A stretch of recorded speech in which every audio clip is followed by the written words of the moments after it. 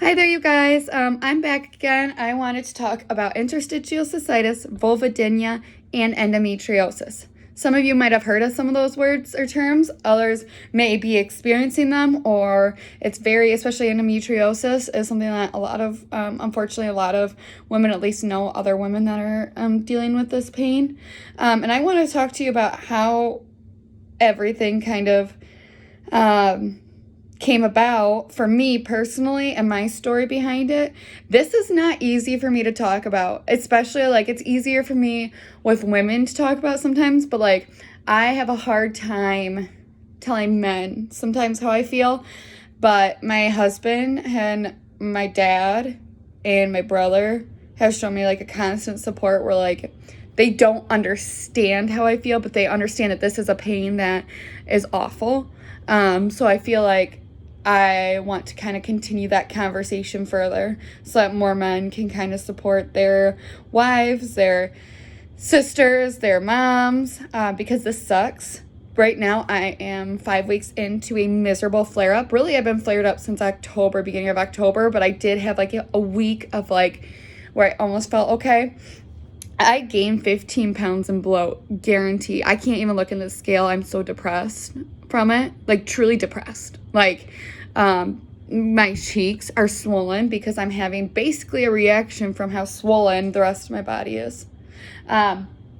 So my student teaching, the winner of my student teaching, which was, this is my third year teaching now, so it was 4 years ago, I started having just this awful, it was exactly New Year's. So it really was 3 years ago. I had this awful pain in my abdomen. We had Caleb and I were having a normal couple evening. We had the apartment to ourselves. And all of a sudden he just put his head on my gut. Just to cuddle, a normal cuddle on the couch. I screamed. And then I ran to the bathroom because I was so scared, because I screamed because he put his head on me and it hurt. It was so alarming. And this really, really defines a relationship quickly. And if you're going to make it or not, because that poor boy could not even do more than hold my hand or try to keep my back up or try to massage my back. If he were to give me any sort of a hug, I would just topple over. And I had no idea what was going on. I mean, it was miserable. So we kept, I kept going to the doctor, the hospital, the urgent care, called all my doctors, and they just kept telling me I was crazy. Shocker. So then about a month in, I still hadn't pooped. This is a big part of my life right now, too. So I'm a month in. Haven't pooped in a month. Laxatives don't work. Natural stuff isn't working. Random huge products that the ER is putting on me, barely working. It works for the time, and then I go home and I come right back. Nothing's working. Then the vulvodynia hits. Basically, vulvodynia is inflammation of the vaginal opening or anything down there. So basically, and this is going to sound disgusting, but it looks like a freaking parrot beak down there. It is awful. It is swollen. I can't walk. I'm trying to teach. I'm trying to finish my Spanish major. I'm trying to prove that I can go to school 100% of the time and be the best teacher I can be. But I can't say to my cooperating teacher, my vagina is so swollen that I can't walk, and I haven't pooped in 6 weeks because my bladder, I guess, is hurting so bad. I didn't know it was my bladder at the time. So I started going to a gynecologist who, she was the worst experience ever. She would have me just stay in her office naked. I would just be naked in her office for 2 hours. She'd come in, tell me I was faking. And then I started doing my own research, just like with POTS syndrome. And I came up to her, I said, I want to be tested for interstitial cystitis because the constipation, the bloating, the vulvodynia, all of these things are proving to be painful. And endometriosis also I'd like to be tested for. She rolled her eyes. She goes, just use this cream again. Like, you're just making it all up. Like, it's all in your head. Like, it's just one of those things that happens to women that are scared. Okay, first of all, that just doesn't happen one day. There are things that, like, there are women that go through that. And for her to dismiss that as, like, first of all, any woman going through that right now, I want to tell you, you are not crazy. I am sorry because something happened to you. And that is not okay. That's not okay whether it's because you've been through so much pain with your endometriosis or so much pain. Like, this could all just be so much physical pain that your body just is continuously in pain mentally too. Yeah, that's not okay either. So the way that she just dismissed it as like, oh, you're crazy either way, whether it's mental or physical, to me, that is not crazy. You need to be helped either way because you deserve a life not suffering.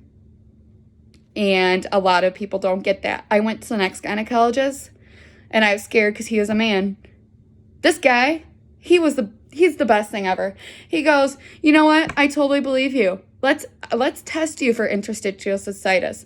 Let's test you for endometriosis because I bet you are suffering from that. And guess what? You need shots down where your vulvodynia is because that looks awful. He goes, I'm a man and I could never imagine what that feels like. I can study it all I want, but I cannot imagine what it feels like to waddle around and ice your vagina after work every day because you can't stand the pain. So thank goodness for him. I went into surgery within that year, and I was diagnosed with interstitial cystitis. He came out and he showed me and my dad the picture of what my bladder looked like. Basically, it looks like a poor little war zone. It's like got a bunch of scabs all over it. It's basically like if I were to take all my cats and have them just scratch my skin up, bite at it, like just really like raw and sad and then when you put things on it, like when you put like hand sanitizer on it, we're doing that a lot right now, it burns. So if I'm putting food in there like that, or if I'm putting I was doing a lot of like Z-Pack at the time for other things for my POTS syndrome and for my autoimmune disease from a neutropenia, and that was actually causing worse because it was hurting those scars that were already open and it was creating more wounds. So basically, it's a whole bunch of sad wounds inside of my bladder that they get better and worse with time. So I can go a few months and it's fine. This summer, thank goodness, it was my wedding summer. It was awesome. It did a great job. Seriously, I was able to drink. I was able to have fun. I even had like some sweet treats with sugar. Right now, I think this week I've cried every day this week. I have gone back to wondering why I'm alive. I've gone back to wondering what the point is if I'm in this much pain. How in the world am I going to buy more pants? I can't afford that. And I was 6 sizes smaller, I feel like. Maybe that's like 3 or 4 sizes smaller. Like 3 weeks ago. I'm seeing like my husband is doing a great job getting back in shape, and that's what I was doing, and now I'm just going the opposite way. And that's not because I don't want to work out. I had to stop working out because my abdomen hurts so much because my bladder gets so flared up that I'm constipated. So that is very painful. And then to continue on, I did test positive, or I'm so used to saying that sentence with COVID now. But I was diagnosed with endometriosis as well. Now they do say I see interstitial cystitis and endometriosis go hand in hand, and that the pressure that I'm feeling from them can cause the vulvodynia. So for me, my interstitial cystitis makes my endometriosis worse. For some women, it's the opposite. So for me, my main problem up here is interstitial cystitis. My bladder is sad, it's wounded, it's swollen, and it's always mad at me. If I have water, it's mad. If I have celery juice, it's mad. If I don't have anything, it's mad. It's mad at me, especially right now. It's mad because because I got stressed because I wanted to have a really fun week teaching with my students for the last week of 2020 with them. So it was mad at me. And then that reacts to my endometriosis. So then all my girl stuff gets messed up. My time of the month, my pain. I get like this awful back pain now whenever, and it's almost like after my bladder's done flaring up and it finally cools down, it's almost like my endometriosis goes, aha, it's my turn now. Your bladder's been hurting me way too much, and now I've got a new spot that is going to hurt. So it kind of is like a back and forth effect. Now, when it's my endometriosis flaring up, that doesn't cause, knock on wood, as much of a problem for my vulvodynia. But right now with my bladder and my constipation because of my bladder, everything is so heavy on that area that it's just all swollen and flared up. And I got remedies, thank goodness, that have basically saved me from crying during school or during work or during activities with my friends. Like I can jump on the trampoline now, I can run now. And I'm going to make a video with like all of my remedies and go-tos. I'm still trying to figure out what's best for my bladder. Unfortunately, it seems like I find the best thing for 2 weeks and then it gives up and then it needs something else. So I'm still looking for that sweet spot. But I think the hardest thing about this pain is that when you say you have like a sinus infection or something, or you say your head and your ears hurt, or I don't know, like people understand that better, but I can't like go up to, like, for example, my best friend, he's a guy. I never feel like I can say, even though he would listen, my bladder hurts so bad it's gonna burst. I haven't pooped in 5 weeks. My period is all over the place because my endometriosis is flared up and my vagina is so swollen that I don't even know what it looks like. Like it does not look normal. And because of that, I look fat. I do. I go from looking like this in shape girl, and there's a difference between it's not even like when I'm in shape, sometimes I can be bigger and still feel good about myself. Like I have had times where I'm like, ooh, I look good. Yeah, I might be like 25 pounds overweight, but I still am proud of my own skin. But with this bloat, I'm a balloon. I have no shape. I don't have curves. I don't have a figure. So it's not like I'm overweight and like look good in it and I'm curvy and I feel beautiful, because I have felt that way before, and that's awesome. There's nothing wrong with that.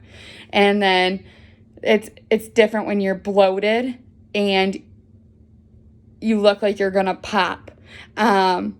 This week it got so bad, and I don't even know how to say this without sounding awful, but I took a pregnancy test because I hoped that the bloat was a child, because I didn't know how to live with myself knowing that it was just me again. Like I'm still in that cycle of when it's this bad for weeks and weeks, I'm like, there has to be some other cause. There has to be something else. I'm just angry. I'm angry that I'm stuck. I'm angry that I seem crazy to a lot of people for it. But I think that this is a conversation. I know that this video is all over the place, and I just kind of want to spit things out at you, so that if you do have a wife, a mom, a sister, girlfriend, a good friend, a close friend, know that, yeah, maybe her cheeks look swollen, but maybe she's doing her best. Maybe eating that McDonald's she deserved, because you don't know how bad her vagina's hurting.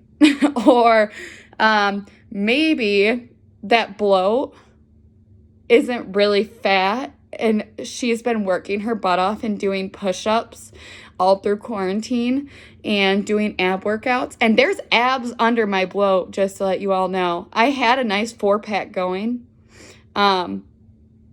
it feels really nice if you can squish way under it. So I just kind of want to let you know that being in this pain really, it's awful. And I actually think a lot of my anxiety and depression now is from these flare-ups, because I am very happy and very fine in whatever skin I'm in, whether I am more in shape or whether I have quarantined too much and gained a little weight and I'm curvier. That's fine with me. It's when there's this bloat that's painful and it hurts, like right now, like right here, my ribs hurt from it. And I've only had like a green juice drink today and like a soup, and it feels like I can't breathe from it. But anyway, if you're going through this, if you're going through something similar, I know some of you PCOS girls out there, I'm sorry, you go through a lot. I would love for one of you to make a video, because what you go through is unbelievable. And you also probably feel me with the weight and the bloat and the, like, you can look one way one week and you're different another, and how am I going to fit into these pants? But thank you guys so much for watching. Thank you for being a part of my story. And thank you for everything. Continue to have a great holiday season, and give someone an air hug, because they might just need it. I know I do right now. All right. See you later.